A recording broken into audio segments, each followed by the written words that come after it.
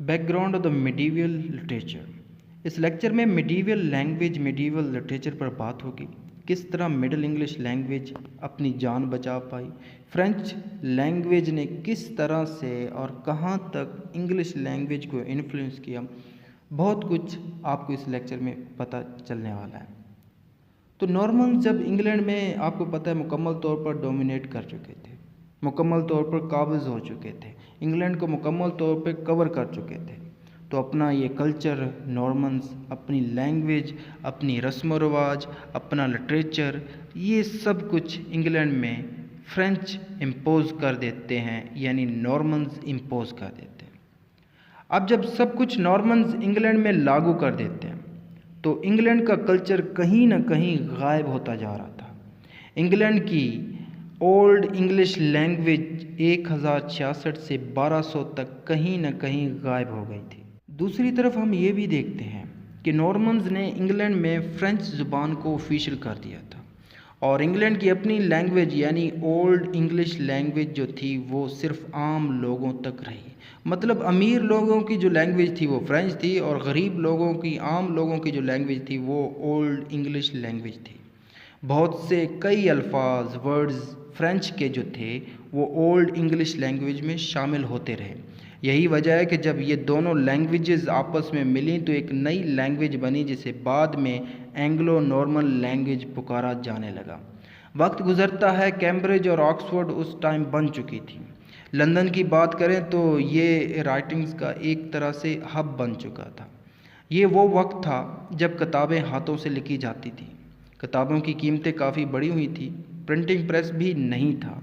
अब जैसे कि मैंने बताया कि 1066 से 1200 तक इंग्लैंड की ओल्ड इंग्लिश लैंग्वेज गायब हो चुकी थी, लेकिन वक्त के साथ जब ये ओल्ड इंग्लिश लैंग्वेज दोबारा जन्म लेती है तो ये लैंग्वेज एक नया रूप लेकर मिडिल इंग्लिश लैंग्वेज में बदल जाती है। जब हिस्टोरियंस ये रूप मिडिल इंग्लिश लैंग्वेज को सामने आते हुए देखते हैं तो कहते हैं कि ये जो मिडिल इंग्लिश लैंग्वेज है ना, ये इन बिटवीन लैंग्वेज है।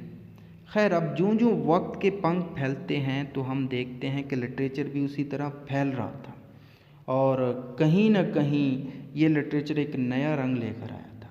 हाँ, आपको ये भी बता दूं कि नॉर्मन्स अपने साथ एक रोमांस लिटरेचर लेकर आए थे।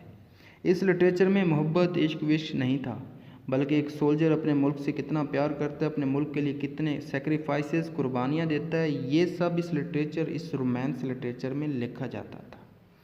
अब तक यहाँ पर इंग्लैंड में सब कुछ फ्रेंच में लिखा जा रहा था। अब कहीं से एक पोइट सामने आता है जिसका नाम लेमैन था। ये अपना वर्क किस लैंग्वेज में लिखता है? ये अपना वर्क इंग्लिश में लिखना शुरू करता है। इस पोइट ने जो पहली पोएम लिखी थी वो इंग्लिश में लिखी थी और इस पोएम का नाम ब्रड था। इसने 16,000 की लाइनों में ये ब्रड पोएम लिखी थी। ये वर्क इंग्लिश की हिस्ट्री भी बताता है। जैसे ही ये वर्क सामने आया तो अक्सर राइटर्स ने फिर से मिडिल इंग्लिश लैंग्वेज में लिखना शुरू कर दिया था। इसी दौर में द अर्मलम जैसा शानदार वर्क सामने आया था।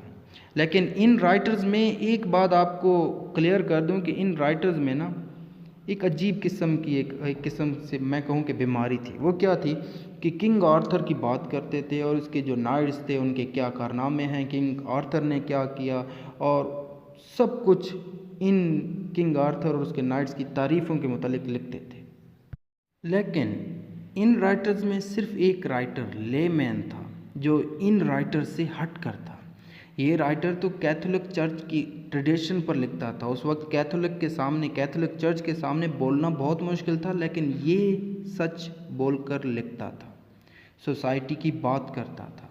बहुत से राइटर्स ने बाद में लेमैन को फॉलो करना शुरू कर दिया था। यूँ इंग्लिश लैंग्वेज मज़ीद निखरने लगी थी। और इसी दौर में फिर एक और कमाल का वर्क सामने आता है जिसका नाम the all and the Nightingale था। इसी एज में फिर रिलीजियस पोइम्स ने फिर से जन्म लेना शुरू कर दिया था। कर्सर नाम की एक पोइम जिसे 30,000 लाइनों में लिखा गया था, जो एक हिस्टोरिकल पोइम थी। इस पोइम के राइटर का नहीं पता क्योंकि इस दौर में एक अलग ट्रेडिशन थी। वो ये थी कि राइटर अपना जो वर्क्स था, जो भी वर्क लिखते थे उसमें अपना नाम मेंशन नहीं करते थे। फिर इसके बाद पेशेंस और क्लीननेस जैसी नज़मों ने जन्म लिया और इन्होंने इंग्लिश लैंग्वेज को मज़ीद निखारा, मज़ीद इंग्लिश लैंग्वेज को चार चांद लगा दिए थे इन नज़मों ने। यहाँ तक उम्मीद करता हूँ सब कुछ क्लियर है। अब इन राइटर्स के बाद एक बड़ा राइटर आता है जिसका नाम चौसर है। इस पर एक डिटेल लेक्चर मैंने बनाया हुआ है, वो आपको डिस्क्रिप्शन में मिल जाएगा। उम्मीद करता हूँ ये लेक्चर आपको पसंद है तो लाइक कीजिएगा, सब्सक्राइब कीजिएगा, अपने दोस्तों के साथ लाजमी शेयर कीजिएगा और अपना फीडबैक कमेंट में देना ना भूलिएगा। Thank for watching this.